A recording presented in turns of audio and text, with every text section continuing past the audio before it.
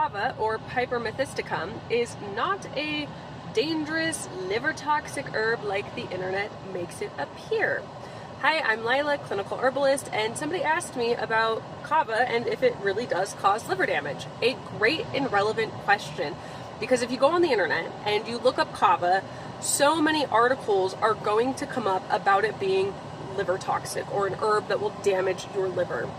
And as somebody who doesn't know better, it looks very scary to read all this information and see what appears as consensus around this plant. So here's what happens.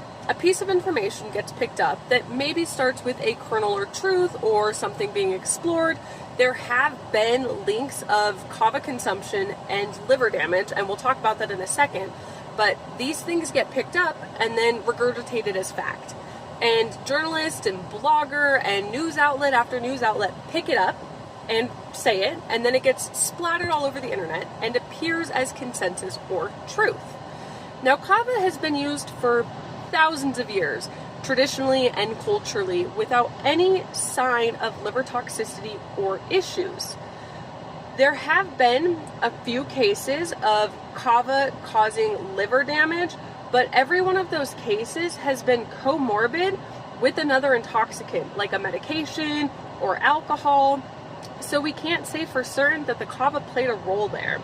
Now, it is possible that there have been some very rare instances of Kava causing liver toxicity, but I would say it is a negligible amount. The World Health Organization has come out and deemed Kava safe. Now, here is the caveat I will give you. We are now starting to see Kava extracts hit the market where they are extracting and concentrating the Kava lactones, and you are getting more of that constituent than you would ever find in nature. So I will say there is a difference between traditional use of the whole root and the extracts. Now, I have played with the extracts and I do feel comfortable using them. I am also cognizant that if we're going to see issues, it's most likely with the extracts. I feel very confident using Kava on myself, and in practice, there are Kava bars across the country where people go and drink this as a social beverage. It's still enjoyed traditionally and culturally, and we're not seeing widespread issues. So I chalk that up to a lot of misunderstanding, misinterpretation, and a lot of regurgitating bad information on the internet, which unfortunately when it comes to herbs is like the internet's favorite thing to do.